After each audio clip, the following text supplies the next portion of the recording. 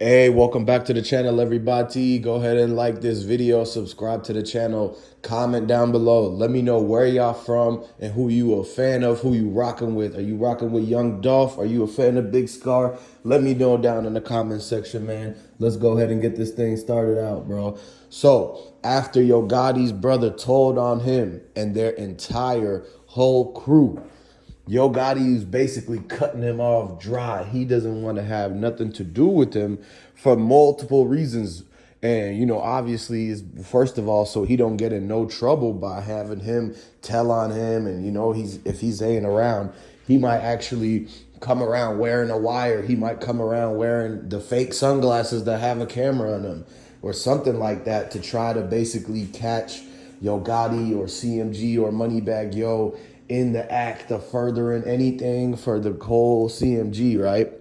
And any more proof or any more things that they could get about what was going on with the young Dolph, like who was really talking to each other, who was really orchestrating this whole plot. And they're trying to figure out who exactly are the ringleaders. That's why they had to bring Yo Gotti's brother, because they're thinking that Yo Gotti could have been the ringleader. So in their mind, they're thinking, okay, if we get Yo Gotti's brother and we kind of pinch him a little bit, then he's gonna squeal and tell on the next man and the next man, right? And that's usually how they go, to where they get one guy, then they break him down and he tells on the next guy, and they just kind of work their way up to the head of the snake.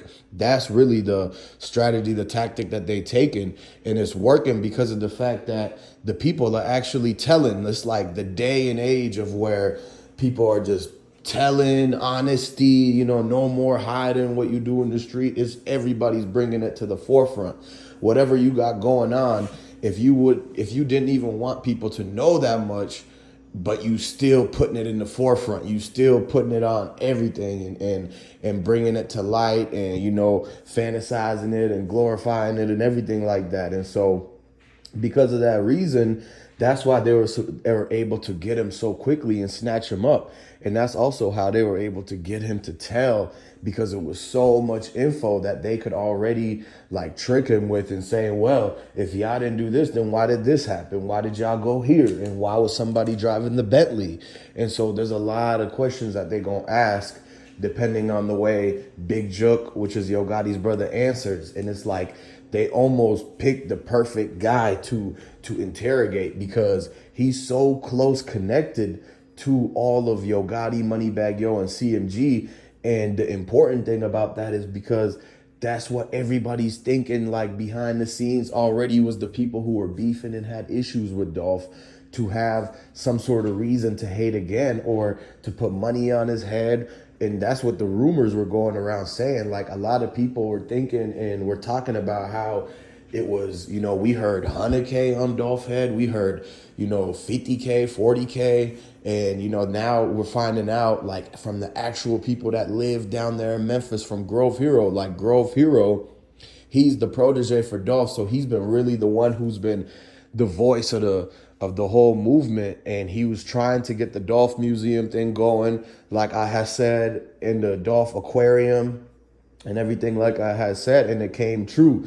Like, they actually got the memorial now that goes town to town and lets the people in all the communities come and show their condolences and show their support for Dolph, because they don't get to really like see him in concert. So many people that never got to go to a Dolph concert, a lot of people that never got to make it to a PRE show, because they really wanted to go there to hear a lot of Dolph stuff. But now it's like they don't really do PRE shows no more. You might be able to go to one of the single artists like Key Glock or somebody like that, but I haven't seen a big PRE show, and you can't get the ones back from when Dolph was there. Like, you can't bring that back. So it's only to be imitated and not recreated or whatever, right? And basically the thing is that, everybody's gonna be popping out to the Dolph Museum, to the Dolph Aquarium and everything. And so as I was continuing to say, Grove Hero was really the only one that was stepping for Dolph, because not only did he try to do the stuff where in the community where he's trying to bring the change by doing the food trucks, the Dolph Museum, but then also he out here basically exposing Big Jook for putting money on Dolph's head allegedly from his words, right? And so he's claiming they put 40K on his head. I don't know how he actually knew about that, how he figured out about that. But the thing is that the streets talk and word spreads fast. And Memphis is small. Everybody knows each other like that. And so when that's the case, then, you know, what happens when somebody slips up and talks too much about, you know, what was going on, how much money was put down. It got around to where Grove Hero heard about it. And people from, Grove Ridge, people from the Castalia Market, people from Orange Mound, all of Memphis, they heard about this and they were like, okay, that's how they knew who was really involved. It's like, who would be the ones to really just make that call in the streets and say, we're going to put money on Dolph's head like that? Like, who does that? Unless you already got some type of existing problem or where you had already did it before. And so when you look at the past, when you look at the history, the years down the line, then it's like, oh, who are the people that did it before, who tried to do the same thing? CMG, Yo Gotti's brother, Black Youngster. So these names just keep coming back up. It's the usual suspects, basically. And so that's why everybody was so quick to be like, yup, we know that they have something to do with it, because just look at it. Every time that something like this happens, it's usually always them. So it's like safe to say, and they're not trying to assume, but now that details are out, now that we seen that Bentley riding in front of the Makedas cookie shop, now that we seen the fact that Big Jook, Govan, Straight Drop, Lil Migo, and all of them had the meeting at Yo Gotti's mom restaurant, and now that we know that, and we know the fact that they pulled up to Yo Gotti's mom restaurant to protect it at first, and not to really, like, they pulled up there showing more support for over there, instead of pulling up to the Makita cookies to get the whole thing going and to revive or try to save Dolph and stuff. So you got to understand that with now all the details coming out, that it paints the story and the picture a little bit different than what you was first hearing. What you was first hearing was that it was all just a coincidence. It was all just a random act, targeted, like they tried to run with that. But then people knew this ain't that. You don't just, nobody's, if they was trying to run up on anybody, Dolph would have got caught up in that a long time ago, man. If they was just trying to, it takes a lot to want to do that to Dolph, for a boss man, like a big boss man like him.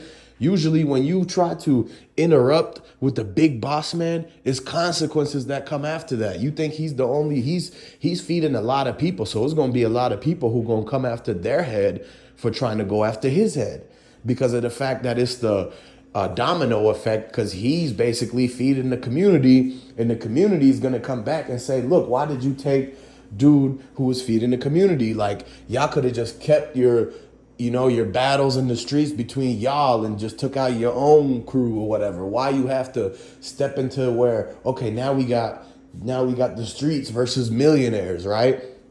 So like now it's like, oh, street dudes who still in the hood or who have the hood mentality still in them and can't adjust to real reality, then basically they cannot get along with the millionaires. And if the millionaires can't get out of their own hood, or have to keep from going back, or if they don't learn to have security because of the fact that now could be targeted like that, right? Then it's like, look, it's like already set up for the millionaires not to get along with the street dudes or the people at the bottom, because of the fact that that's where no matter what, it's always going to be where the dudes at the bottom or the street mentality dudes is going to be jealous of the millionaires, because they don't have the millionaire mindset. They couldn't get themselves out that jam. They're not hustlers. They had to get it a different way. They probably had to take than to earn, you feel me? And so it's a difference. The cards life deals you when you earn instead of take. And so that's the thing that a lot of people don't understand, is that it's different ways to get to whatever level you're trying to achieve and everything like that. It's different ways to get there. So if you get there, the hard where you taking and not, you taking and not giving, you forcibly taking, you basically finessing, scamming, whatever, anything like that. Then that's when you get dealt with the hard cards in life, where you're gonna have basically consequences, karma, all sorts of things. What goes around comes around, right? You get out what you put in. And then those who earned, hustled, and found a way to make it out, that's going to be like where, okay, now you got the millionaire mindset. No, you had all these distractions, but you still managed to survive. Didn't have to really take from somebody forcibly. You earned it. You made business connections to work. You wasn't trying to rip off nobody. So once people understand that, then they'll understand how the jealousy is between the two groups of the people who done made it out the hood, got to millionaire status, versus those who are still caught up or in the early stages, and that they just want to skip all those levels and try to take it from you. Subscribe to the channel, like this video, comment down below, and I'm gonna catch you on the next one.